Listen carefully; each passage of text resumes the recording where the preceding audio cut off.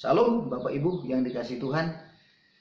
Bagaimana kabarnya? Saya sangat berharap Bapak Ibu Saudara-saudara tetap bersemangat di dalam menjalani hidup. Sekalipun hari-hari ini kita masih berada di dalam rumah kita oleh karena pandemi virus corona yang mengharuskan kita tetap berada di dalam rumah kita masing-masing.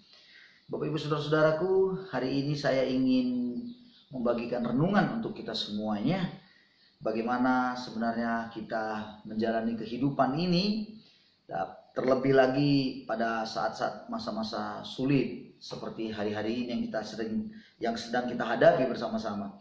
Bapak Ibu Saudara, kita akan melihat kebenaran firman Tuhan menjadi sebuah acuan dan pegangan bagi kita untuk kita menyadari dan mengerti bagaimana sebenarnya kita menjalani hidup ini. Harusnya kita belajar dan melihat kepada kebenaran firman Tuhan dari apa yang firman Tuhan katakan, bukan dari dunia katakan. Saudara-saudaraku, perlu kita ketahui bersama bahwa ketika Tuhan Yesus datang ke dalam dunia ini, Dia sedang membagikan kepada semua orang pada saat itu apa yang disebut dengan gaya hidup atau pola hidup daripada kerajaan sorga. Matius pasal 5 dan sampai pasal yang ke-7, Bapak Ibu Saudara-saudara bisa baca Matius pasal 5 sampai pasal yang ke-7 yang dikenal sebagai khotbah Yesus di bukit. Di sini kita bisa belajar banyak hal tentang bagaimana kita menjalani kehidupan kita. Dalam menjalani kehidupan di ayat-ayat ini atau di dalam penjelasan Yesus atau khotbahnya di bukit, itu kita bisa lihat begitu sangat padat, ya, tidak bertele-tele, dan Yesus menjelaskan bagaimana kita menjalani hidup, bagaimana kita tetap berbahagia, bagaimana kita memberi, bagaimana kita itu berdoa, berpuasa, mengumpulkan harta, kekhawatiran, menghakimi, dan lain-lainnya.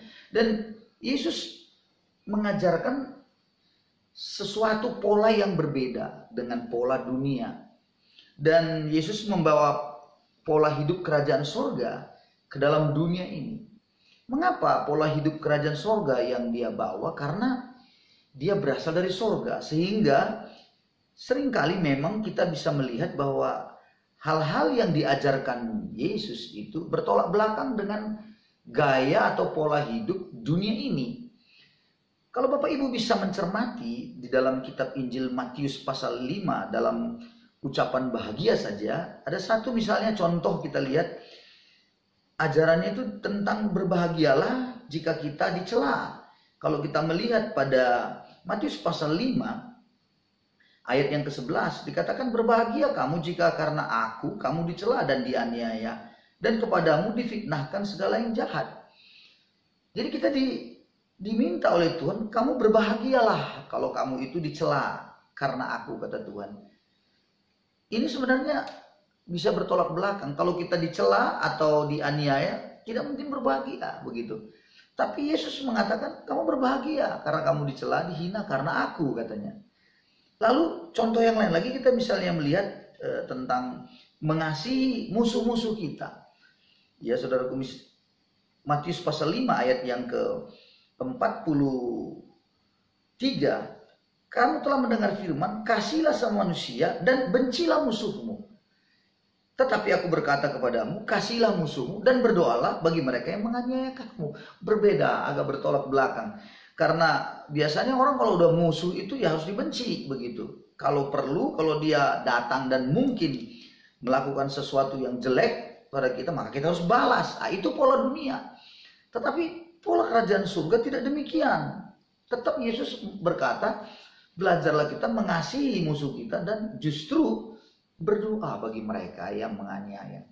Saudara-saudaraku, hal yang luar biasa kalau kita melihat pada saat itu, pada saat kebenaran ini disampaikan Yesus ketika dia ada di dunia, bangsa Israel itu sedang dijajah oleh bangsa Romawi. Tapi Yesus mengajarkan justru mengasihi musuh begitu, yang menjajah. Itu hal yang sungguh sangat jauh berbeda. Jadi saudara-saudaraku, memang kita perlu terus belajar Bagaimana kita menjalani hidup tetapi dengan pola hidup kerajaan sorga. Nah, tapi hari ini saya tidak membagikan lebih jauh tentang pola hidup kerajaan sorga yang lainnya, tapi saya ingin kita hari ini dalam masa-masa pandemik daripada COVID-19, kita ingin belajar satu hal yang sering kali merasuk dalam jiwa kita atau diri kita umat Tuhan, yaitu bagaimana berbicara tentang kekhawatiran hidup. Kalau kita melihat dan kita akan belajar sama-sama hari ini tentang hal kekhawatiran itu, nah kita akan mendapati beberapa hal-hal penting yang harusnya menjadi sesuatu pegangan kita di dalam kita menjalani kehidupan ini. Matius pasal 6, saya jemput kita Matius pasal 6. Karena itu ayat yang ke-25, Bapak Ibu Saudara-saudara bisa lihat sama-sama sampai ayat yang ke-33. Karena itu aku berkata kepadamu, janganlah khawatir akan hidupmu, akan apa yang hendak kamu makan atau minum, dan janganlah khawatir pula akan tubuhmu, akan apa yang hendak kamu pakai. Bukankah hidup itu lebih penting daripada makanan, dan tubuh itu lebih penting daripada pakaian? Pandanglah burung-burung di langit, tidak menabur dan tidak menuai, dan tidak mengumpulkan bekal dalam lumbung, namun diberi makan oleh Bapakmu yang di sorga. Bukankah kamu jauh melebihi burung-burung itu? Siapakah di antara kamu yang karena kekhawatirannya dapat menambahkan sehasta saja pada jalan hidupnya? Dan mengapa kamu khawatir akan pakaian? Perhatikanlah bunga bakung di ladang yang tumbuh tanpa bekerja dan tanpa memintal.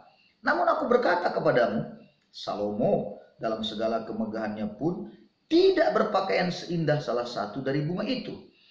Jadi jika demikian Allah mendandani rumput di ladang yang hari ini ada dan besok dibuang ke dalam api, tidakkah ia akan terlebih lagi mendandani kamu, hai orang yang kurang percaya? Sebab itu janganlah kamu khawatir dan berkata, apakah yang akan kami makan, apakah yang kami minum, apakah yang akan kami pakai? Semuanya itu dicari bangsa-bangsa yang tidak mengenal Allah. Akan tetapi Bapamu yang di sorga tahu bahwa kamu memerlukan semuanya itu. Tetapi carilah dahulu kerajaan Allah dan kebenarannya, maka semuanya itu akan ditambahkan kepadamu. Sebab itu janganlah kamu khawatir akan hari besok, karena hari besok mempunyai kesusahannya sendiri. Kesusahan sehari cukuplah untuk sehari. Amin. Matius pasal 6 ayat 25 sampai yang ke-34 yang baru kita baca bersama-sama, itu sangat erat hubungannya atau kaitannya dengan ayat-ayat sebelumnya. Terutama hal mengumpulkan harta. Kalau kita membaca hal mengumpulkan harta itu, Tuhan bilang kamu pilih. Kamu mengabdi kepada Allah atau kamu mengabdi kepada Mamon. Mamon itu ya harta benda. Kamu gak bisa mengabdi kepada dua tuan. Kamu harus pilih salah satunya. Jadi sebenarnya kata ayat 25 itu, karena itu sebenarnya berkaitan daripada ayat yang sebelumnya. Yaitu berbicara tentang setiap kita harusnya memiliki sebuah pengertian dalam kita menjalani hidup. Kita harus mengikut Tuhan dengan setia. Jangan kita mengambil jalan di mana harta atau mamon itu menjadi tuan kita, dia yang menguasai kita. Harusnya Allah kita lah yang menguasai kita. Nah, karena itu artinya kalau orang-orang yang mengandalkan Tuhan, menomorsatukan Tuhan dalam hidupnya, sebenarnya dia tidak perlu khawatir. Hal kekhawatiran ini seringkali memang bisa merasuk jiwa kita, Bapak Ibu Saudara. Karena kekhawatiran itu kadang-kadang dia tampil di depan mata kita begitu banyak kesusahan, sehingga itu merasuk di dalam pemikiran kita. Dia itu seolah-olah menyatakan, ini loh keadaannya nanti, ini loh nanti kau begini, kau begini. Jadi kita seringkali jadi khawatir. Namun Tuhan mengingatkan pada ayat ini, jangan kamu khawatir akan makan, minum, dan pakai. Jadi jangan khawatir akan makan, minum, dan pakai. Orang yang memandang harta sebagai yang terpenting dalam hidupnya, pasti akan menjadikan harta itu fokus hidupnya. Tetapi sebenarnya sukacitanya itu tidaklah ditentukan oleh jumlah hartanya itu sebenarnya. Justru saya melihat orang-orang yang kaya tapi di luar Tuhan, justru kekhawatirannya pun luar biasa sekali, saudara-saudaraku. Ya, jadi banyak orang pada pasal 6 kalau kita baca secara keseluruhan satu pasal ini, ada yang sudah berdoa, ada yang sudah baik dalam memberi, berpuasa, namun dalam dia mengumpulkan harta, dia masih belum sampai tahap harta yang sesungguhnya itu adalah Tuhan. Tapi masih dia pegang itu, harta yang sesungguhnya dalam dirinya itu adalah mamon. Nah, bagi orang-orang yang selalu berpikiran tentang harta, maka saya melihat kekhawatiran seringkali menerpa hidupnya. Dia kadang-kadang tidak tahu bagaimana, kenapa bisa khawatir tiba-tiba begitu. Namun juga anak-anak Tuhan sudah bagus juga dia berdoa, sedekah atau memberi, dia sudah baik. Dia juga katanya berpuasa, hal kekhawatiran juga bisa muncul. Nah, kita mau melihat hari ini sebagai kita anak-anak Tuhan, bagaimana sebenarnya kekhawatiran itu dalam kita menjalani hidup ini. Yang pertama yang harus kita tahu bahwa kalau Tuhan berkata, jangan khawatir akan hidupmu. Akan apa? Akan yang kamu makan, minum, dan pakai. Jadi saudara-saudaraku, makan, minum, pakai harusnya itu tidak menjadi kekhawatiran lagi bagi kita anak-anak Tuhan. Tidak menjadi kekhawatiran lagi. Pandang burung di udara, di langit kata Tuhan. Tidak menabur, tidak tapi diberi makan oleh Bapakmu yang di sorga. Bukankah kamu jauh melebihi burung-burung itu? Waduh, luar biasa saudara-saudaraku. Dan kemudian dikatakan, begitu juga saudara-saudaraku dengan bunga bakung di ladang. Tanpa tumbuh, tanpa bekerja, dan tanpa memintal. Tapi itu pun begitu indahnya. Lebih indah daripada pakaian Salomo. Itu pun ayatnya bilang didandani Tuhan. Kalau itu saja didandani Tuhan, yang sebentar hari ini dia tumbuh, kemudian dia begitu indah, lah besok dia sudah mati. Itu saja pun masih didandani Tuhan. Bukankah kamu akan lebih lagi didandani Tuhan? Hai kamu orang yang kurang percaya. Dari beberapa hal ini kita bisa lihat, saudara-saudaraku, kita sebagai anak-anak Tuhan harus tahu bahwa kita ini lebih berharga daripada burung-burung di udara. Lebih berharga daripada bunga bakung di ladang. Jadi saudara-saudaraku, Tuhan Yesus sedang mengingatkan kita, apa yang disebut dengan makan, minum, pakai, itu bicara kebutuhan kita sehari-hari. Kebutuhan yang memang, ya itu memang kebutuhan bagi kita supaya kita bisa hidup. Hal yang sangat mendasar, makan, minum, pakai dalam hidup ini. Tapi Tuhan bilang, kamu jangan khawatir. Semua itu, kata ayat itu lagi kalau Anda lihat, itu dicari oleh bangsa-bangsa yang tidak mengenal Allah. Jadi Bapak Ibu Saudara-saudaraku, kalau Anda dan saya selalu khawatir dalam hidup makan, minum, pakai, yang Anda selalu memikirkan bagaimana besok saya makan, minum, pakai, kekhawatiran yang begitu rupa, sebenarnya Anda dan saya belum mengenal Allah kita yang luar biasa itu. Memikirkan sesuatu itu memang berbeda dengan mengkhawatirkannya. Itu harus kita bedakan benar. Kalau memikirkan sesuatu ya dipikirkan bagaimana, tapi bukan jadi khawatir. Lalu khawatir itu apa maksudnya di ayat ini? Jadi kalau khawatir itu menaruh perhatian itu secara berlebihan pada hal itu, sampai-sampai kita ini keyakinan kita, pengharapan kita akan Tuhan menjadi hilang. Makanya dikatakan, hai kamu orang yang kurang percaya. Maka berarti urusan orang makan, minum, pakai, dia khawatir dalam hidupnya, Dia sebenarnya sedang mengatakan bahwa dia tidak mempercayai Allah. Makanya diidentikan dengan orang yang tidak mengenal Allah. Iman itu sangat berhubungan dengan kekhawatiran. Jadi kalau Anda khawatir, sebenarnya itu sinyal, ada warning yang harusnya kita sikapi bahwa ternyata iman saya tidak jalan.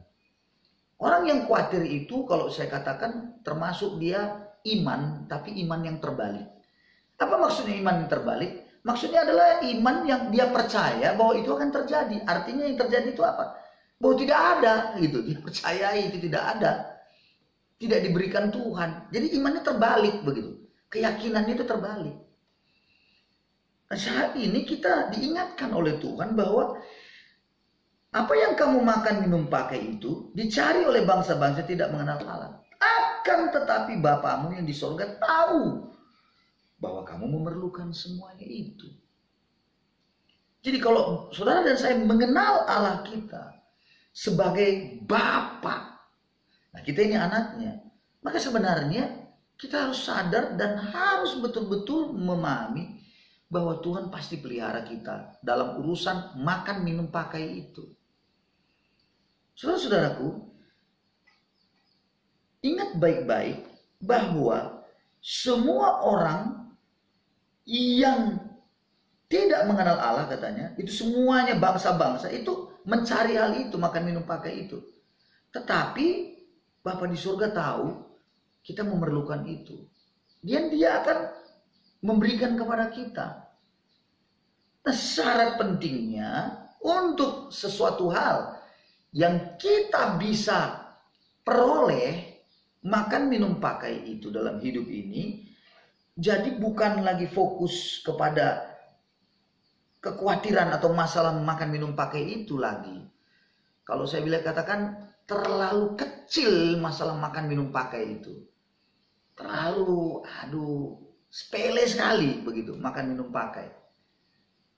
Tapi ada syarat yang penting yang di sini ayat 33, carilah dahulu kerajaan Allah dan kebenarannya. Carilah dahulu artinya Anda mendahulukan itu. Kata carilah itu sebuah perintah. Ada hal yang harus Anda kerjakan memang. Ada harga yang harus kita bayar. Kita carilah. Ada usaha dari kita. Apa yang dicari dulu? Kerajaan Allah. Apa itu kerajaan Allah? Kalau kita baca Roma 14 ayat 17 berkata kerajaan Allah bukan soal makanan dan minuman. Tapi soal kebenaran, damai sejahtera, dan sukacita oleh Roh Kudus. Jadi Bapak Ibu Saudara-saudara, Bapak Ibu harus mencari kebenaran, damai sejahtera itu jauh lebih penting. Kebenaran itu jauh lebih penting. Itu dahulu. Maka Alkitab berkatakan semuanya itu akan ditambahkan. Kata semuanya itu jangan kita tafsirkan maka ditambahkan mobil, rumah tambah lagi, sepeda motor tambah lagi. Bukan itu. Kata semuanya itu menunjuk kepada makan minum pakai. Jadi urusan makan minum pakai, Anda mencari kerajaan Allah itu, maka itu akan tambahkan Tuhan terus. Dicukupkan Tuhan kita. Nah, jadi Bapak Ibu Saudara-saudaraku, jangan sampai Bapak Ibu menjadi orang yang khawatir betul masalah makan minum pakai. Jadi kita hari ini coba bangkitkan iman kita, sebuah keyakinan kita bahwa Bapa di sorga tahu apa yang kita butuhkan. Kalau kita baca lagi dibilang adakah orang yang karena kekhawatirannya menambah sehasta saja pada jalan hidupnya. Ya, adakah seperti itu bisa menambah sehasta saja? Jadi kalau jalan hidup misalnya itu ayat itu bilang ya, jalan hidup sehasta. Jalan hidup itu dalam kalau kita baca dalam terjemahan King James misalnya itu lebih kepada ada sebuah kata staturnya itu bisa diartikan ya tinggi badan, bisa juga diartikan umur, bisa diartikan seperti itu. Nah intinya adalah apakah karena kekhawatiran itu Bisakah Anda naik, meningkat, walau sehasta saja? Sehasta itu ukurannya sebenarnya sehasta itu, satu hasta itu kurang lebih 45 cm. Jadi kalau dikatakan kekhawatiran itu adakah membuat engkau naik, tambah umurmu 45 cm katakan gitu, ukuran yang kecil sebenarnya kalau kita bisa artikan. Ternyata tidak. Kekhawatiran itu tidak pernah bisa menambah sehasta saja.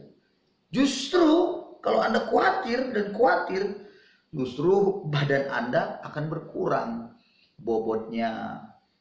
Hidup Anda akan semakin suram. Umur Anda bisa semakin pendek begitu. Dan kalau memang kita belajar tentang orang dari dunianya kesehatan, kalau kita bisa melihat dan kita bisa mendengar, orang-orang yang selalu khawatir itu gampang diserang penyakit. Orang-orang yang selalu khawatir itu ya jantungnya nggak normal. Hatinya itu seringkali menjadi ketakutan sering muncul. Nggak ada damai sejahtera. Tidak ada sukacita dalam dirinya. Jadi Bapak Ibu Saudara-saudaraku, peringatan penting bagi kita hari ini, jangan kita khawatir dengan makan, minum, pakai dalam hidup kita. Terlalu gampang bagi Tuhan. Oleh karena itu, mari hari ini saya mengajak saudara-saudara semuanya, tetaplah bersemangat. Carilah kerajaan Allah dan kebenarannya. Ayat itu mengatakan bukan berarti Anda tidak bekerja. Bukan. Kalau kita duduk-duduk menantikan, ditambahkan Tuhan. Bukan. Tidak demikian saudara-saudaraku. Kita memang harus memikirkan, tapi bukan mengkhawatirkan. Ingat, bedakan itu baik-baik. Jadi, kesusahan sehari cukup untuk sehari, kata ayat 34 ya, dikatakan cukup untuk sehari. Besok lain lagi kesusahannya. Jadi kalau kesusahan hari ini, ya cukup hari ini. Jadi Anda jangan menjadikan kesusahan itu bertambah lagi dalam hidup Anda untuk besok lagi. Jangan Anda tambahkan terus kesusahan Anda. Dengan apa? Dengan khawatir terus. Saya rasa demikianlah renungan pada hari ini. Saudara-saudaraku, kalau kita mengkhawatirkan terus hari besok kita sebenarnya itu merupakan sebuah kebodohan pada kita. Karena sebenarnya udah capek kita hari ini, khawatir lagi tuh besok lagi, khawatir lagi, itu nambah persoalan terus bagi hidup kita. Jadi biarlah kita bersyukur pada Tuhan. Nah, ini dia nih kuncinya nih. Kita bersyukur pada Tuhan buat pertolongan Tuhan, penyertaan Tuhan, penjagaan Tuhan dalam hidup kita. Siapkan diri Bapak Ibu Saudara-saudaraku selalu bahwa Allah kita itu dalam pikiran kita ya, dalam kehidupan kita harus siapkan selalu bahwa Allahku mengetahui semuanya kebutuhanku, makan, minum, pakaiku. Tuhan akan memelihara aku dalam masa-masa sukarku. Yakinkan diri saudara. Allah tidak pernah berjanji saudara-saudara memberikan kehidupan yang tanpa tantangan, tanpa kesulitan. Tuhan tidak pernah berjanji. Tapi Dia yang berjanji bahwa di ayat ini Dia mengetahui kebutuhan-kebutuhan Bapak Ibu Saudara-saudaraku semuanya. Jadi mari bersemangatlah dalam menjalani hidup. Mari kita pikirkan memang bagaimana apa yang harus kita kerjakan. Tapi bukan berarti Anda khawatirkan segala sesuatu yang tidak perlu Anda khawatirkan. Makan, minum, pakai. Tuhan adalah Bapa kita di surga. Memberikan kita kebutuhan-kebutuhan itu untuk hidup kita. Tuhan memberkati kita semuanya. Shalom.